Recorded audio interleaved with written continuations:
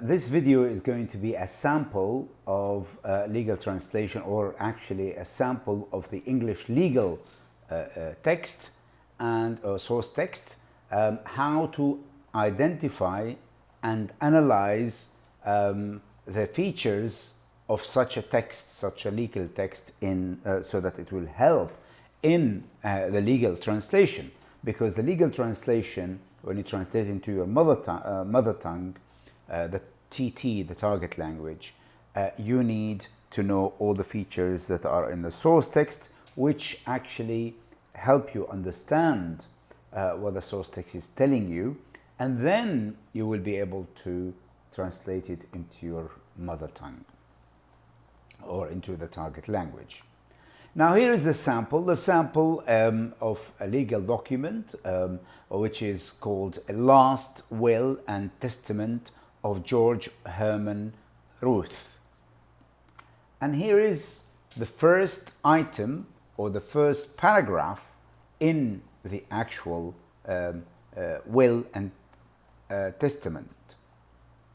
The paragraph I have taken here, I have highlighted it in different colors in order to show some of the features that are there in this first paragraph in this will and testament. Now you can see in the first word I, which means that I am the person who has written this document is the first party, and he is addressing in I. And then of course there is a comma after I, which means I am not going to give you the verb of this sentence. This is the subject of the sentence, and I'm not going to give you yet the verb of this sentence. When he says I, and then there is a comma, is going to include some information, and that is the name of the person who is speaking. I, George Herman Ruth. In other words, I am, or my name is George Herman Ruth. Now, this is all capitalized. This is all written in uppercase. The three words of the name are written in uppercase. In other words, why is it written in uppercase? Is to say that this is one of the parties in the actual legal document. That's why it's all in uppercase. Uppercase means all the letters in the word, in a word, are all capitalized, like G and the E and the O and the R and the G and the E, and then Herman, H and the E and the R and the M and the A and the N, and then the R and the U and the T and the H. All of them are in capitalized, and therefore it's called this phrase, because it's three words, is in uppercase and not capitalized. This is quite a common mistake. I have heard many teachers and students not knowing the difference between a word in uppercase and a word capitalized. A word capitalized means only the first letter of that word is capitalized, as in the case of the word sample at the top of this page. That word is capitalized, and it's not written in uppercase. Whereas the word George is written all in uppercase, and Herman all in uppercase, and Ruth all in uppercase. So that is one of the features of the legal document in English, is that the parties are written in uppercase. First party, second party. What I mean by party, I mean it's the side. I don't mean party as in a concert or celebration. Here, party means the first party and the second party, means the two sides of this document. And that is what the two parties are. The first party is George Herman Ruth. So, I, George Herman Ruth, being of sound and disposing mind and memory and understanding, but mindful of the uncertainty of life, do hereby make, declare, publish this to be my last will and testament, hereby revoking all other wills and dodicils thereto be me at any time heretofore made. The second element, which is being of sound and disposing mind, meaning mature mind, and not mentally ill, and has got a good memory and understands well, comprehension-wise. So the mind, but mindful of the uncertainties of life, meaning also thinking that in life there are uncertainties and you have to make sure, and that is, this person is mindful, is aware. His mind is busy with the uncertainty of life. All of this is actually inserted as a phrase. Again, we still don't see the verb. From the word being of sound and disposing mind, memory, and understanding, but mindful of the uncertainty of life, all of this is actually not the verb. We can't see the verb yet of the sentence, the main verb of the sentence. We also see enumeration, including everything, so that he doesn't leave anything that he thinks of. The mind, and his memory, and his understanding. Three of them. They need to be mature, they need to be sound. So mature and fully aware. So it's a good comprehension. That means this person is an adult who is in the right and sound mind, and that he's not losing his memory, and that he's in full understanding of what he's saying. But also, I mean, of course, this is the exception, so he counts, and then he gives an exception and says, okay, I am aware of everything, but then the certainties of life I have to be mindful of. I have to think about it. I have to make my mind busy with it, this uncertainty of life. And now there is another comma. We have noticed the punctuation here. 4 commas already, one after I, another after Ruth, another after mind, another after before but, and after understanding, and lastly a comma after life. All of this, they are information which the legal document is trying to make you aware of before you know what the decision is. That is implied in the verb. And the verb is do hereby make. It's the verb make. That is, and make, declare, and publish. All these 3 decisions, okay, or these actions are about this document. And this is the verb, which is what is the person who writing this document is deciding. He is making, declaring. Making means writing this document. Declaring, announcing, and publishing it. Telling everybody, announcing it to everybody. Publishing it in written form. And in telling everybody about it. And the word this, to be my last will and testament. this document, of course, this is what I'm saying here, is to be my last will and testament. It means it's my last will before I die. There is also, you can see that before I go to last will and testament, you can look at the verb do hereby make. This is the confirmation.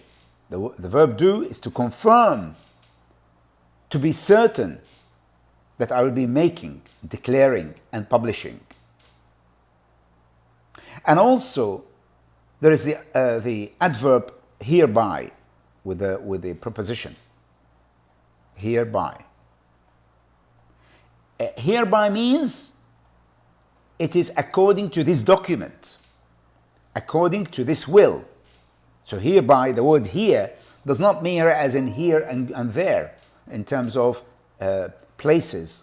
It means it's the document itself is here, and the word here is referring to this document.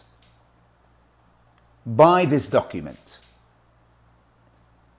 By this document, I make and declare and publish my last will and testament. Three statements or three actions he is making from this document, which is make, meaning write, declare, announce, and publish, written in a written form. And then my last will and testament. You can see they are all capitalized because each letter at the beginning of each word, last, L capital, will, W capital, and testament, the T capital. Why are they capital? Because they are telling us that this is the document. This is what it's called. This is the title of the document. It's a very important document.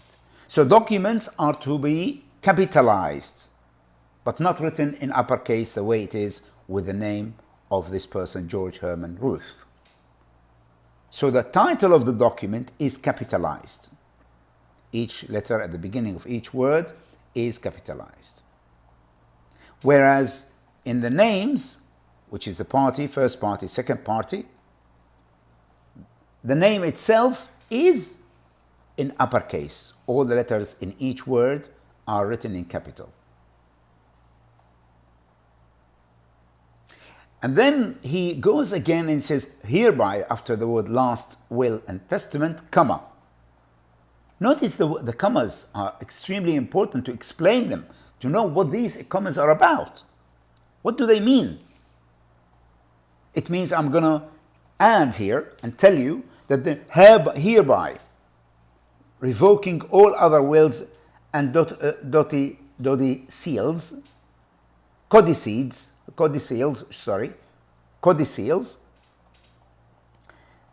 there to be at my time heretofore made. We've noticed that the word hereby, revoking, the word hereby is actually repeated. And the repetition here is in order to avoid any ambiguity. Because hereby means by this document I am revoking, I am cancelling. I'm cancelling all other wills that I have done before and codicils thereto that are there. There meaning in another document. So the word there here means another document. From that document, okay, whether they are wills or codicils, they are both being revoked, being cancelled. And only this document, which is the last will and testament, is the one that is going to be accepted. And the others are revoked. It revokes the others. It cancels out all other wills and codicils thereto that are before in other documents, not this particular document, because this document is called here. And the other documents are there. They're not in this document. They are attached maybe. They can be attached, but they're not in this document, in the here document. They are in the there documents. Here to be at any time, heretofore means from now onwards, from this document and forward. Be made. Be me, to be me at any time, heretofore made, which I have done, which I'm making now, which I'm writing now, okay, from now onwards. This document, from this document and forward. Heretofore. For means ahead. So we can see that only this paragraph, which is only just few lines, and it's actual fact, believe it or not, this is one sentence, because there's only one full stop at the end. Yet there are many commas. I'm talking about punctuation here now. Look at these commas. The first comma, I'm going to tell you my name, George Herman Ruth, I finished with my name, and I'm going to describe what I am. I have a good memory, being of sound, disposing mind, means mature and adult mind, and it's healthy. And my memory and understanding is also good, and my understanding is I am fully aware of what's going on around me. And then another comma to give an exception. I am aware of all this, but there is an exception with the word but. Look at this conjunction, which is added to say I am going to have an exception to the fact that I have got sound disposing mind and sound disposing memory and sound and disposing understanding. What is the exception? Is that my mind is busy with the uncertainty of life. As we can see later on in this document, because it's a last will. Last will means he's dying. Because he's dying, and he knows that he's uncertain about his life, when he's going to be dying. That's why he's giving the last will. And then there is another comma. So we finish with the exception. Now we go back to the main verb of the word I. Means I do. I do hereby make, declare and publish. This is the actual action. These verbs that are action. I'm making, I'm writing, I'm declaring, announcing, I'm publishing, I'm writing it down as a document and distributing to everyone.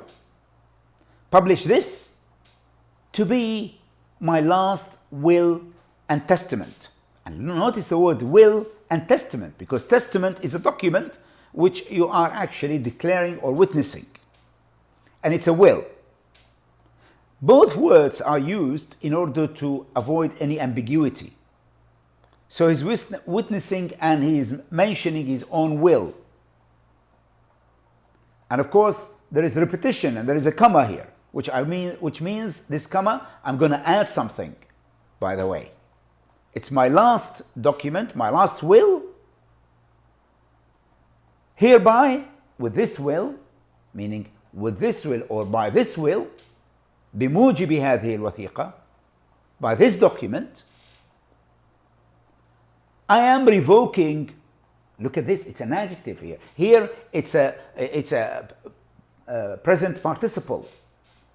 Present participle. By this document, I am revoking.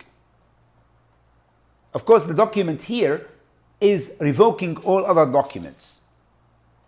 But the revoking is as an action, is not a verb of the sentence here. No. And it's not continuous. No. It is present participle telling everybody that this is what this document is actually revoking, cancelling, abolishing all other wills and codicils. It's abolishing. This will abolishes and and cancels and deletes all the other wills that I've written before. There too, that are attached or that are in other, that are not this document. So the wills and codicils that are not in this document, because the word there means other documents. There too, that are related to these wills and docils, codicils. Be me, there too be me at any time heretofore made, which I have actually, which I have made, be made, which are being written before. And from now on, heretofore, that means that this document, from now onwards, from this document onwards, from this document that you see and forward, that are made at any time, to be made at any time, that was made at any time. The other wills that are made at any time. So at any time, these all documents that I have done, no matter which time I've done them, the wills and codicils, no matter when I did them, at any time, which were made, from this document onwards, they are revoked. From this document onwards, they are revoked. I'm going to stop here with this only one sentence. It's only one sentence, but it is considered to be a very important one. And usually in each, and this is one paragraph in the document. And look how much information you need to be aware of before you actually can move on to the second item in that will, which I will discuss in the next episode.